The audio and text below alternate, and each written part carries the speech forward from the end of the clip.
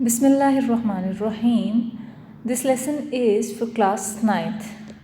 This is the first unit, Prophet Muhammad sallallahu alaihi wasallam, the model of tolerance, and you can see the Urdu translation of all these passages. O you who have believed, seek help through patience and prayer. Indeed, Allah is with the patient. O آپ میں سے جو یقین رکھتے ہیں وہ مدد طلب کریں نماز کے ذریعے اور صبر کے ذریعے، بے شک اللہ صبر کرنے والوں کے ساتھ ہے۔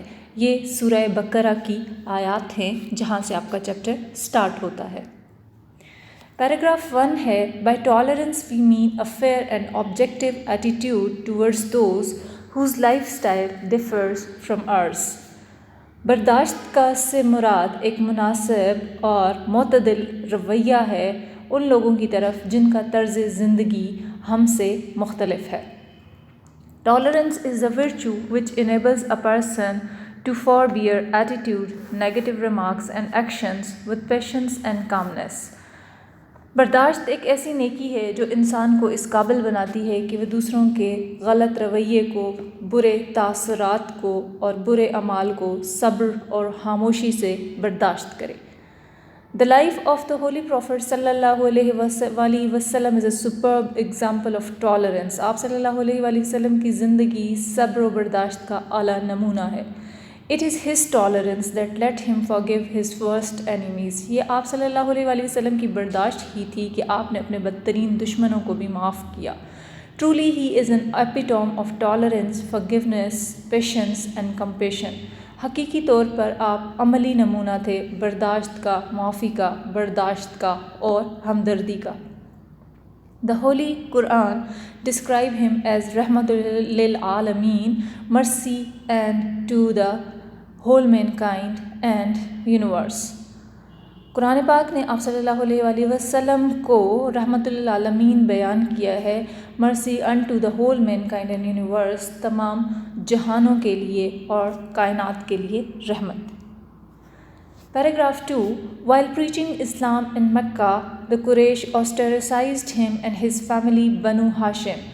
مکہ میں اسلام کی تبلیغ کے دوران قریش نے آپ کو اور آپ کے خاندان بنو ہاشم کو نظر بند کر دیا۔ They lived in a valley called شاب ابی طالب۔ وہ شاب ابی طالب کی وادی میں رہتے تھے۔ There was scarcity of food and water۔ وہاں پہ خوراک اور پانی کی قلت تھی۔ The believers had no means of income and they were leading a very tough life for a period of 3 years۔ ان ایمان والوں کے لیے آمدن کا کوئی ذریعہ نہ تھا اور انہوں نے 3 سال کے عرصے کے لیے انتہائی مشکل زندگی گزاری۔ During this situation, Prophet Muhammad صلی اللہ علیہ وآلہ وسلم remained calm and tolerant۔ اس صورتحال کے دوران محمد صلی اللہ علیہ وآلہ وسلم خاموش رہے اور برداشت کیا and never thought about taking any sort of revenge، اور کسی قسم کا انتقام لینے کے بارے میں نہ سوچا۔ Even after he had conquered Mecca, the Holy Prophet Muhammad صلی اللہ علیہ وآلہ وسلم taught his followers to remain tolerant۔ یہاں تک کہ جب آپ صلی اللہ علیہ وسلم نے مکہ فتح کر لیا تب بھی آپ نے اپنے ساتھیوں کو یہ سکھایا کہ وہ برداشت کے ساتھ رہیں۔ After the conquest of Makkah, the Muslim army entered Makkah humbly and peacefully۔ فتح مکہ کے بعد مسلمان فوج مکہ میں عاجزی اور امن سے داخل ہوئی۔ No house was robbed، کسی گھر میں ڈکیتی نہیں کی گئی۔ No man or woman was insulted، نہ ہی کسی مرد و عورت کی توہین کی گئی۔ The Prophet صلی اللہ علیہ وآلہ وسلم granted a general amnesty to the entire population of Makkah۔ آپ صلی اللہ علیہ وآلہ وسلم نے مکہ کی تمام آبادی کے لیے عام معافی کا اعلان کیا۔ Paragraph number 3 and 4 After conquest of Makkah، فتح مکہ کے بعد when everybody gathered in Kaaba، جب تمام لوگ خانہ کعبہ میں جمع ہوئے the Holy Prophet محمد صلی اللہ علیہ وآلہ وسلم asked people of Quraysh what do you expect at my hand؟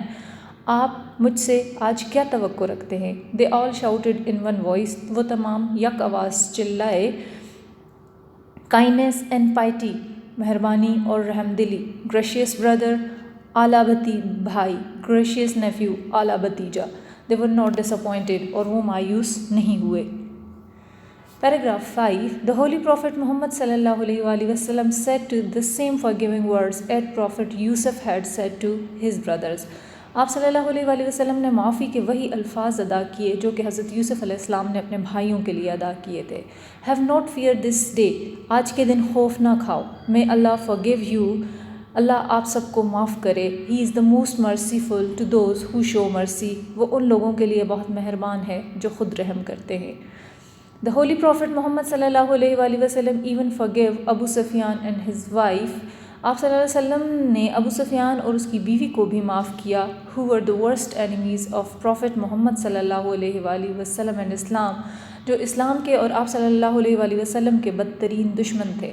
he plotted many times against the Prophet صلی اللہ علیہ وسلم. انہوں نے بہت ساری دفعہ آپ صلی اللہ علیہ وسلم کے خلاف سازشیں کیں. but the Prophet صلی اللہ علیہ وسلم never did so. لیکن آپ صلی اللہ علیہ وسلم نے ایسا کبھی نہ کیا. Paragraph 6. Similarly, the story of the Rabbi Zayd is one of such epitome of learning from Muhammad sallallahu alaihi wasallam's practices which reflects tolerance towards others. اسی طرح سے رابی زید کی کہانی ہے جو کہ ایک نمونہ ہے یہ سیکھنے کے لیے کہ کیسے محمد صلی اللہ علیہ وسلم کے عمل کے ذریعے ان کی برداشت کا اظہار ہوتا ہے دوسروں کی طرف. Once Prophet صلی اللہ علیہ وسلم was attending funeral of a man from Ansar. ایک دفعہ آپ صلی اللہ علیہ وسلم انصار کے ایک شخص کے جنازے میں شریک تھے.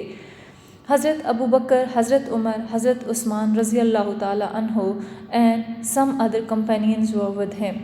حضرت ابو بکر رضی اللہ تعالیٰ عنہ، حضرت عمر رضی اللہ تعالیٰ عنہ اور حضرت عثمان رضی اللہ تعالیٰ عنہ اور کچھ اور ساتھی بھی آپ صلی اللہ علیہ وسلم کے ساتھ تھے. After the funeral prayer, نماز جنازہ کے بعد the Holy Prophet صلی اللہ علیہ وسلم sat down close to the wall. آپ صلی اللہ علیہ وسلم دیوار کے ساتھ بیٹھ گئے. And a Jewish Rabbi Zayd ibn Sana اور Jewish Rabbi Zayd ibn Sana come towards him. آپ صلی اللہ علیہ وسلم کی طرف آیا and he grabbed the Prophet by the edges of his cloak اور اس نے آپ صلی اللہ علیہ وسلم کو آپ کے چوغے کے کنارے سے پکڑ لیا.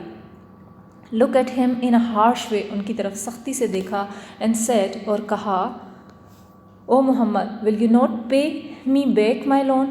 کیا تم میرا قرض ادا نہیں کرو گے.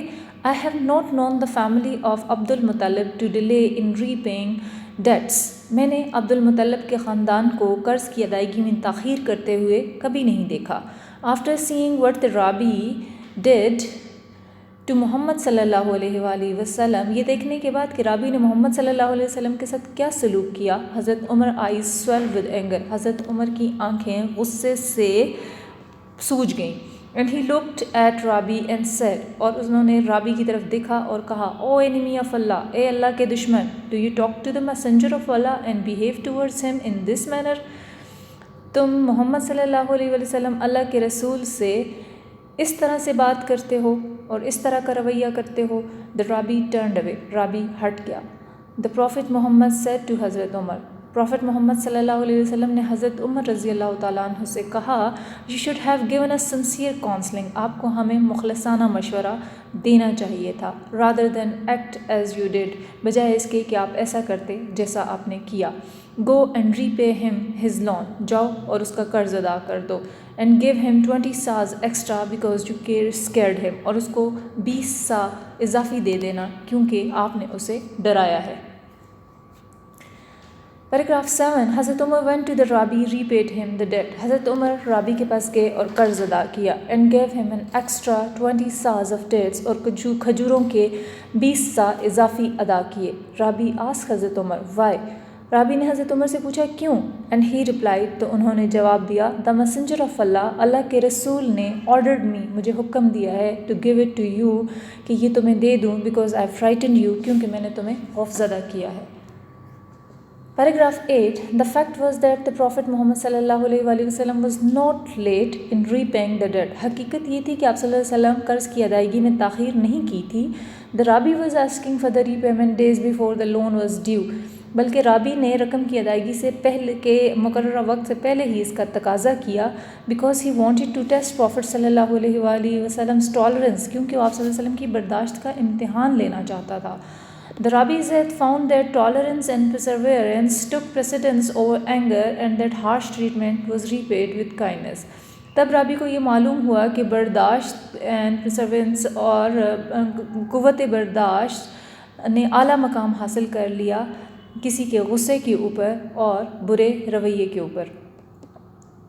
The rabbis had immediately renounced his religion. جلد ہی رابی نے اپنا مذہب تبدیل کر دیا and testified before the holy prophet محمد صلی اللہ علیہ وسلم اور محمد صلی اللہ علیہ وسلم کے سامنے شہادت دی that there was none worthy of worship کہ کوئی بھی عبادت کے لائق نہیں but اللہ alone لیکن صرف اللہ ہے and that prophet محمد صلی اللہ علیہ وآلہ وسلم was his messenger اور آپ صلی اللہ علیہ وسلم اللہ کے پیغمبر ہیں. Paragraph 9. The tolerance of Holy Prophet محمد صلی اللہ علیہ وآلہ وسلم knew no bounds. آپ صلی اللہ علیہ وسلم کی برداشت کی کوئی حد نہ تھی. He always treat people with kindness and compassion. آپ ہمیشہ لوگوں کے ساتھ مہربانی